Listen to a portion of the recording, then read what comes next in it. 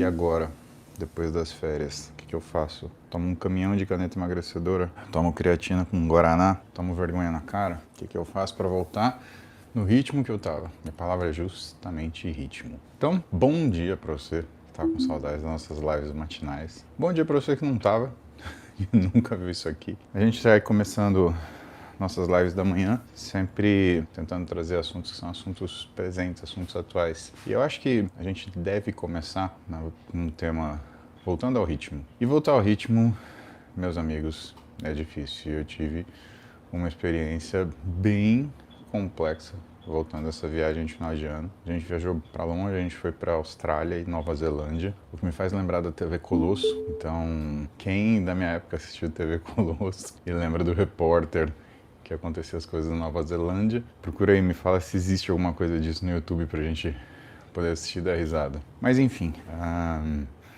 acho que a primeira coisa que a gente tem que pensar, antes de pensar na dieta, antes de pensar naquilo que é o treino, é voltar no seu ritmo de rotina. Horário de acordar e horário de dormir. Oh, mas eu não viajei para fora do Brasil, eu não tive fuso horário, então até viajei, mas o fuso horário era pequeno. Então, mas quando você bagunça a sua rotina, com horário de acordar, horário de dormir, é como se você tivesse feito uma pequena viagem e tivesse sob um efeito de alteração de fuso horário. Isso quer dizer o seguinte, que quando você cria rotinas, onde você tem horários variados de acordar e dormir, para o seu corpo é como tão difícil de mexer quanto se você tivesse mexendo com o efeito circadiano, com o seu ciclo circadiano normal. E por que isso é tão importante assim? Se a gente viaja 1, 2 vezes por ano, quem costuma viajar para fora do Brasil, que a gente tem final de semana toda semana, e quando no final de semana você dorme até mais tarde, ou você resolve ficar acordado até mais tarde, você acaba caindo numa situação de adaptação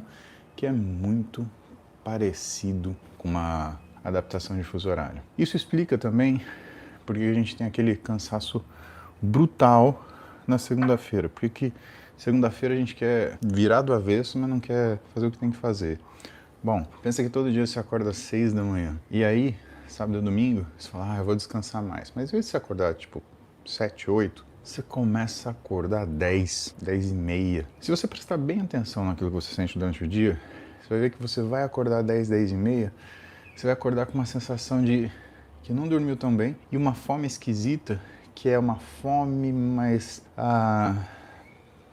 um embrulho no estômago, tá com vontade de comer, mas não consegue decidir o que é. E aí é o outro problema no final de semana, é a gente ir pro hiperpalatável, ir pro ultraprocessado, comer porcaria. E isso gera um problema pra gente, pessoal, que é toda vez que você come alimentos ultraprocessados, ou não é um sinônimo, né, de dieta de cafeteria, mas fast food, ainda que fast food seja uma forma de alimento ultraprocessado, a pior coisa que pode acontecer é mudar o que é a sua fome e saciedade. O cara que estudou isso bem, foi um cara chamado Hall, em 2019. E uma das razões dele fazer isso foi porque, em 2010, um sujeito chamado Halbe, ou professor Halbe, um cara respeitado, muito bom, ele fez um caso do que era a rotina dele. Ele falou, cara, eu acho que se eu simplesmente baixar caloria, eu consigo emagrecer. Então ele montou uma dieta de baixa caloria, baseada em ultraprocessados, mas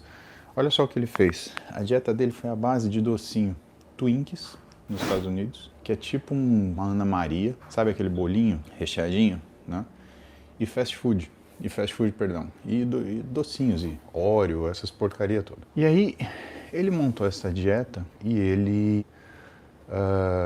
começou a monitorar algumas coisas, monitorar colesterol, monitorar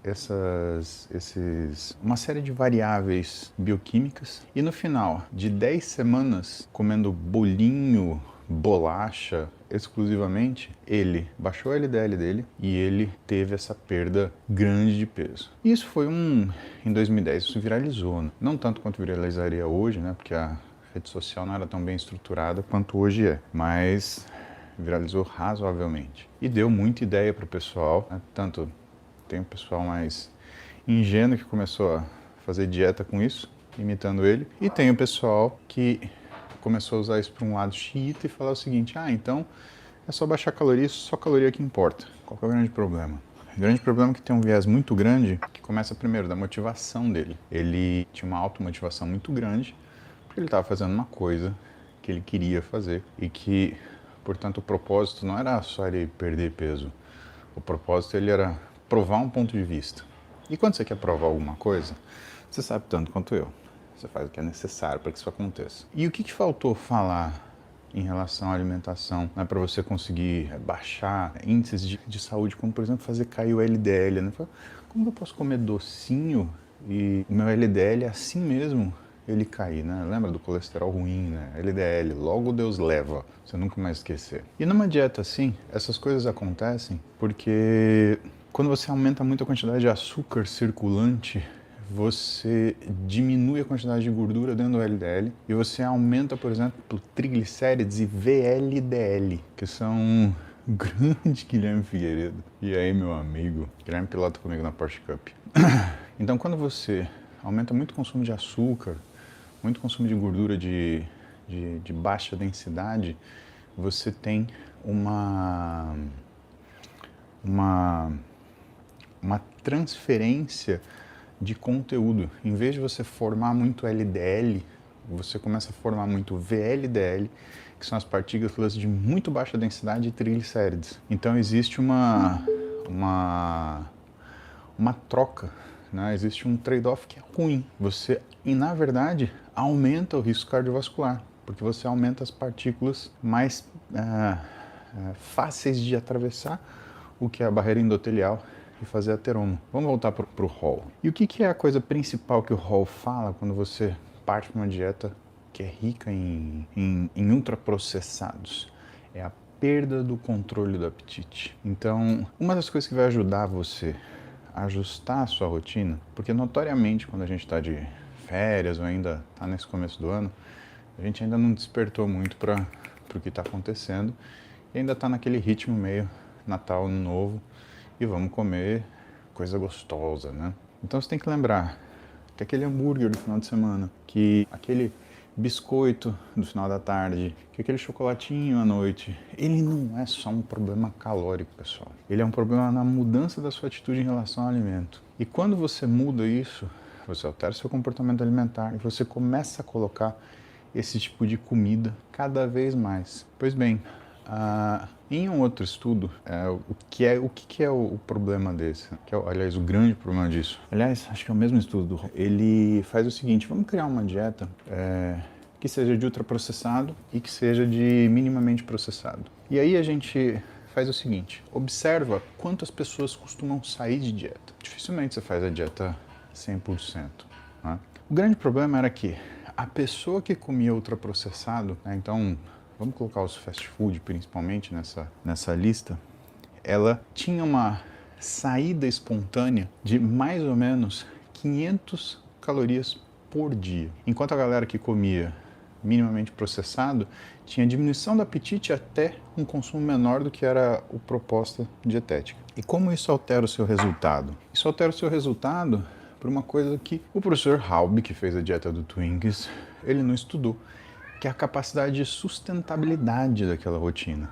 Né? Então, se você está querendo fazer dieta, se você está querendo controlar o que você come, e você está mantendo, por exemplo, o fast food na tua alimentação, você está se auto-sabotando, e não é por conta da caloria, é por conta da sua capacidade de fazer dieta. E aí você fala assim: eu faço dieta, mas não funciona. Realmente, dessa forma, dificilmente vai funcionar, porque você vai ter um estímulo para sair da dieta que é muito maior do que um estímulo para ficar. Então a qualidade importa, sim. Nós ficamos preocupados principalmente quando o paciente ele chega com aquele discurso pronto, né? Mas eu troquei tal alimento por X alimento, e aí a gente tinha uma equivalência de caloria. O problema não é isso. O problema não é a equivalência de caloria. O problema é justamente a questão da sustentabilidade. Quanto tempo você consegue ficar em dieta se periodicamente você colocar, por exemplo, é um caso de ultraprocessado fast food dentro da sua rotina. Então isso é uma das complicações básicas que a gente tem quando a gente faz essa... O que foi, filhote? Quando a gente faz esse tipo de alteração na nossa rotina. É o cuidado que a gente tem que ter, né? Jamais criar formas de autossabotagem que a gente não tenha consciência absoluta. Ah, mas se eu tiver consciência disso, você vai criar uma dificuldade que você já sabe que você vai ter. A mesma coisa que você querer ir, por exemplo, treinar corrida, né, usando um terno, né?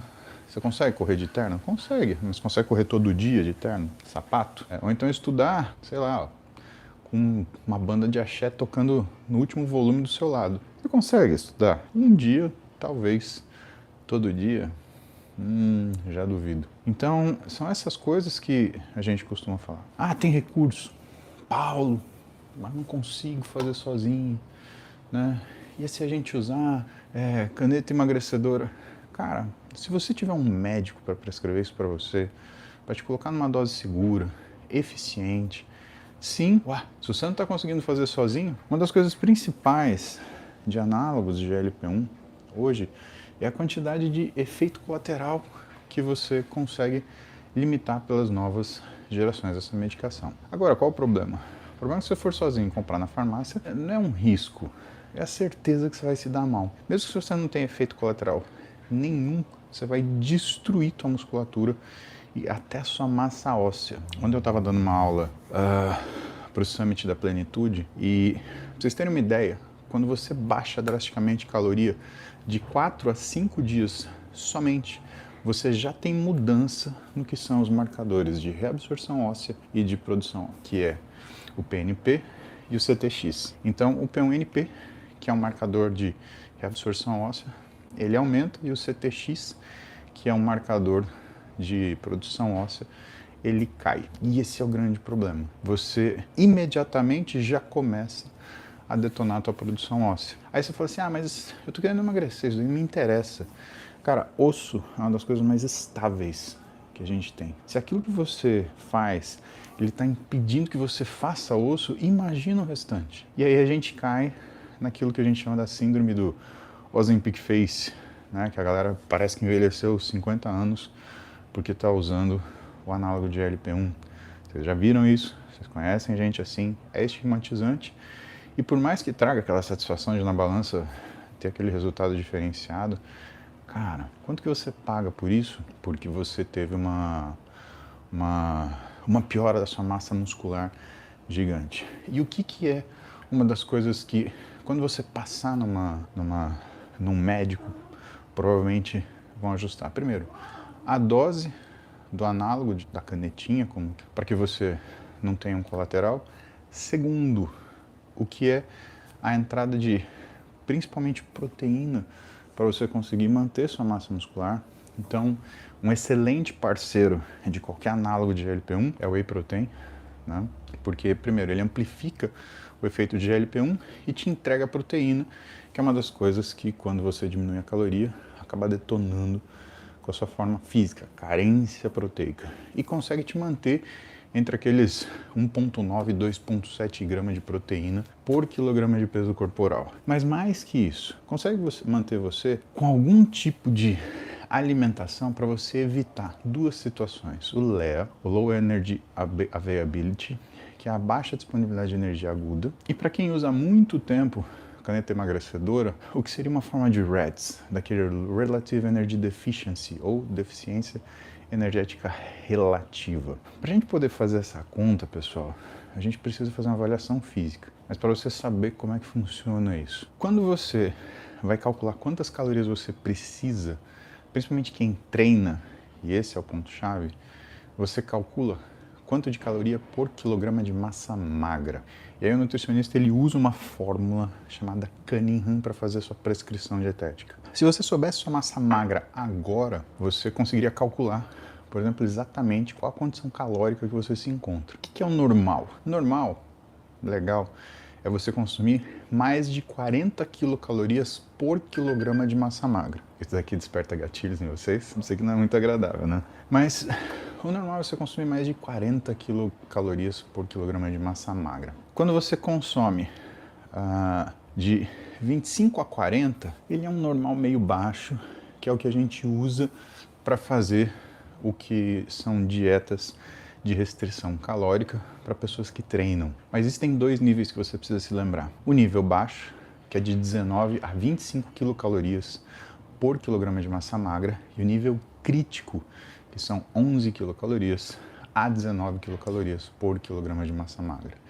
E nessa quantidade, nesse nível de caloria, pessoal, o que é o mais importante? Quando você está no nível crítico, essa restrição grande, principalmente entre 11 e 19, é quando tem queda de cabelo, é quando você tem perda maciça de massa muscular, que é mais ou menos, por exemplo, aquela primeira fase pós-cirurgia bariátrica. Ah, mas é bom porque perde peso. Então, porque você perde toda a sua musculatura e aí você fica com o quê? Sobra de pele, tá? Aliás, isso é uma coisa que a gente vai atacar em 2026. A gente teve muito paciente de emagrecimento e uma coisa que a gente entrega, né, numa clínica de medicina esportiva é performance. Só que a performance é geral. E o que a gente percebeu? Sabe quem mais sofre quando você tem um emagrecimento eficiente? Não é só seu músculo, é a sua pele. E uma das coisas que a gente vai bater esse ano é justamente na qualidade de pele, para não ficar dobra. Porque se você vai conseguindo encolher a pele conforme a pessoa vai emagrecendo, evidentemente você vai ter menos dobra de pele, o resultado estético sai muito melhor. Se você tem que lidar com a dobra de pele depois que você emagreceu, aí já fica aquela barriguinha avental, já fica aquelas dobras de pele que, pessoal, sinceramente, a única coisa que vai resolver aí vai ser cirurgia plástica para remover aquele excesso de pele. E aí a gente tá num problema, né?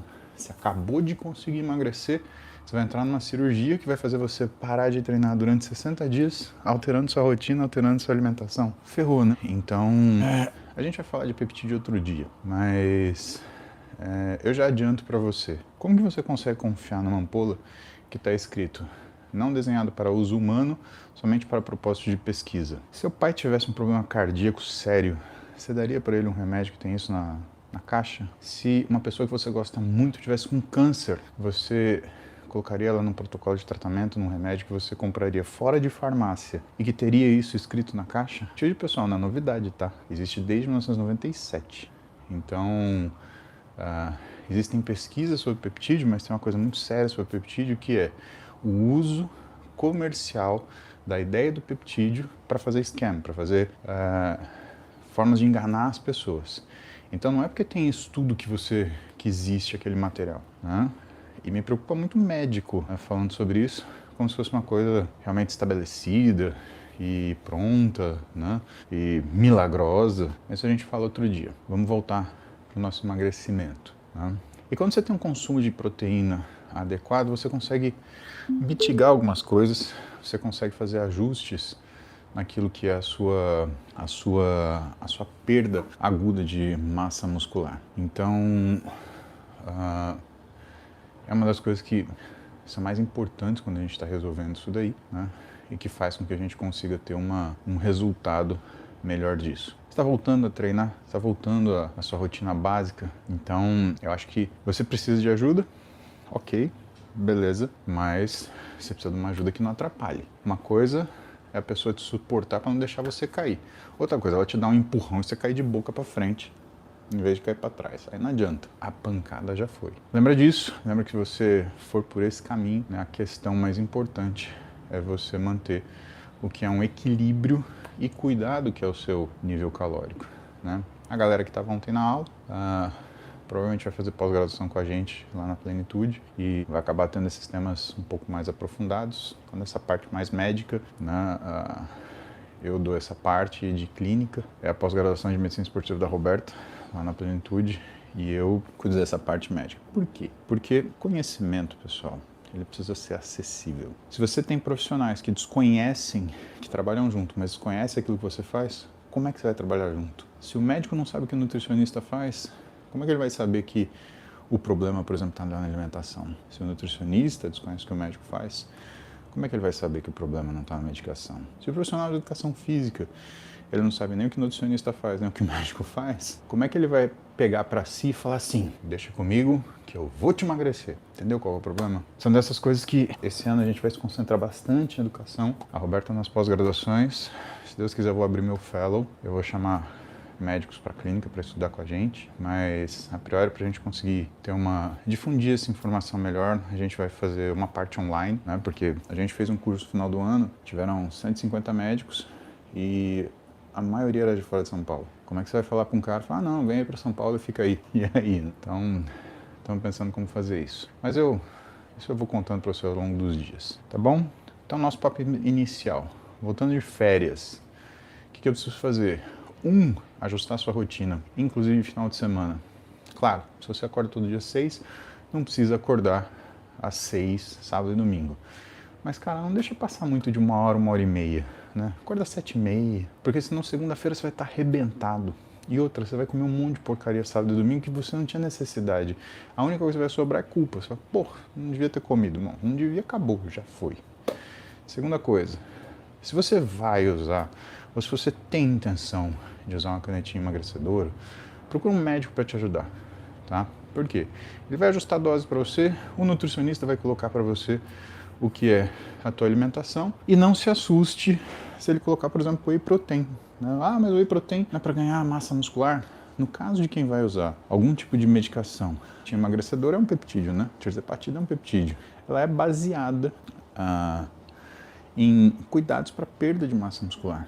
Então, muito provavelmente, a questão de você usar um suplemento nessa parte é você não perder junto da sua gordura, sua massa muscular. Tá? E lembra que tudo que você vai fazer que tem que dar resultado, ele parte da seguinte premissa: sustentabilidade. Tem que ser sustentável. Por quê? Se não for sustentável, aquilo lá, né, fazer dieta uma semana não emagrece. Assim como treinar musculação uma semana você não fica forte. Assim como estudar uma semana, você não faz um curso, você não faz uma graduação, você não faz nenhuma pós-graduação. Né? Então, nada que você não faz sustentável, você consegue resultado. A ideia é você conseguir fazer isso dessa forma. Combinado? Tá justo? Tá. Lembrem assim, né, se for conveniente para vocês, aperta o botão de seguir aí. Eu tenho recebido algumas mensagens, não são muitas, de que precisou seguir mais de uma vez porque a plataforma derrubou. Eu recebi isso do Instagram e do YouTube. Pelo sim, pelo não, aperta o seguir aí, garante que você vai estar comigo aqui todo dia, de manhã, umas 7 da manhã, estamos aqui fazendo cardio, trocando ideia para deixar o dia melhor. Combinado?